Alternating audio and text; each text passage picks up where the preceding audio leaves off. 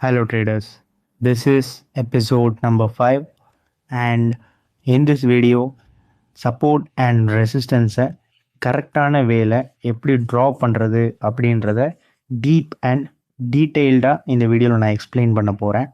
This is part 2. Part 1 பார்க்காதவங்க இருந்தீங்கன்னா போய் பார்த்துட்டு வந்துடுங்க.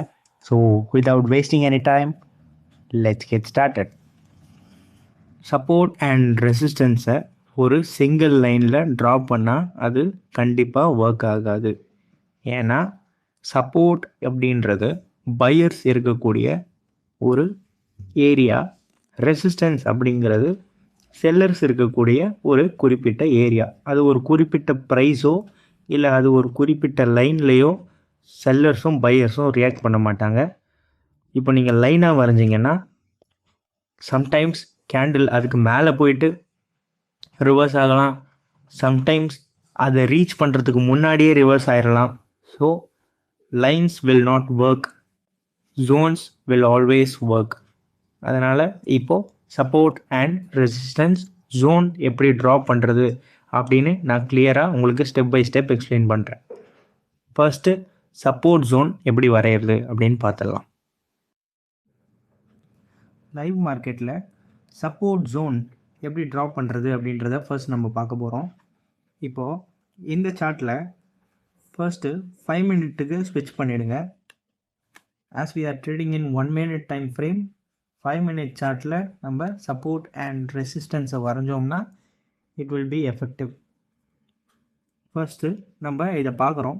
பார்த்த உடனே நமக்கு இந்த ஒரு சப்போர்ட் லெவல் நம்ம கண்ணுக்கு நார்மலாகவே தெரியுது. ஸோ அந்த இடத்துல ஒரு 2 ஹரிசாண்டல் லைனை வந்து ப்ளேஸ் பண்ணுங்கள். ஃபர்ஸ்ட்டு இந்த பாட்டம் வீக்கில் இதையும் சேர்த்து கவர் பண்ணிவிடுங்க. இந்த செகண்ட் லைனை மட்டும் பையிங் ப்ரெஷர் எங்கே கடைசி வரைக்கும் வருதுன்றதை பார்த்துட்டு நீங்கள் வந்து ப்ளேஸ் பண்ணணும் இந்த கேண்டில் ஸ்டிக் பாடி வரைக்கும். இப்போது 1 மினிட் டைம் ஃப்ரேமுக்கு ஸ்விட்ச் பண்ணுங்கள். ஸ்விட்ச் பண்ணக்கப்புறம் இந்த இடத்துல நம்ம ஜூம் அவுட் பண்ணி பார்ப்போம். ஓகே, இங்கே தான் நம்ம வரைஞ்சோம். ஸோ நம்ம ஃப்ரண்ட்டில் போனோம்னா இந்த இடத்துல பர்ஃபெக்டாக ஒர்க் ஆகிருக்கு. இந்த இடத்துல பர்ஃபெக்டாக ஒரு ட்ரேட் ப்ளேஸ் பண்ணியிருக்கலாம். இப்போது இது பிரேக் ஆகி கீழே போயிட்டதுனால சேர்த்து கவர் பண்ணிவிடுங்க. இப்போது இது ரெசிஸ்டன்ஸ் லெவலாக ஒர்க் ஆகும். மார்க்கெட் கீழே போயிட்டு இந்த இடத்துலேருந்து ரியாக்ட் பண்ண ஸ்டார்ட் ஆகிருக்கு. இப்படி தான் ஒரு ஜோனை வந்து நம்ம வரையணும். ஏன் ஜோன் ஒர்க் ஆகுது அப்படின்னு கேட்டிங்கன்னா, மார்க்கெட்டில் செல்லர்ஸ் வந்து எல்லா இடத்துலையுமே இருப்பாங்க. சில செல்லர்ஸ் இங்கே இருப்பாங்க. சில பேருக்கு இது செல்லிங் ஜோனாக இருக்கும், சில பேருக்கு இது செல்லிங் ஜோனாக இருக்கலாம். அதனால தான் மார்க்கெட் இங்கே கூட ரியாக்ட் ஆகிருக்கு.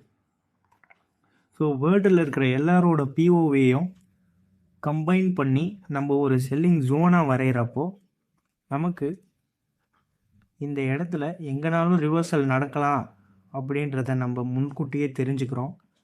அதனால் நமக்கு ட்ரேடிங் ஆப்பர்ச்சுனிட்டிஸ் நிறைய கிடைக்கும்.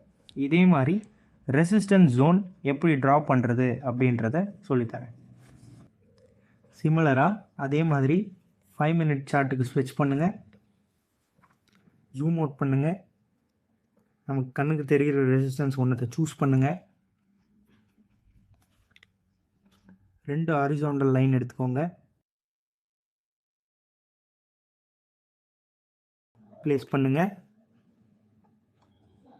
இன்னொன்றுத்த கடைசியாக உங்களுக்கு பையிங் ப்ரெஷர் எங்கே இருக்கும்னு தெரியுதோ அது வரைக்கும் மொத்தமாக கவர் பண்ணி ஒரு ஜோனை ப்ளேஸ் பண்ணுங்கள். இப்போது 1 மினிட்டுக்கு ஸ்விட்ச் பண்ணி செக் பண்ணிடலாம்.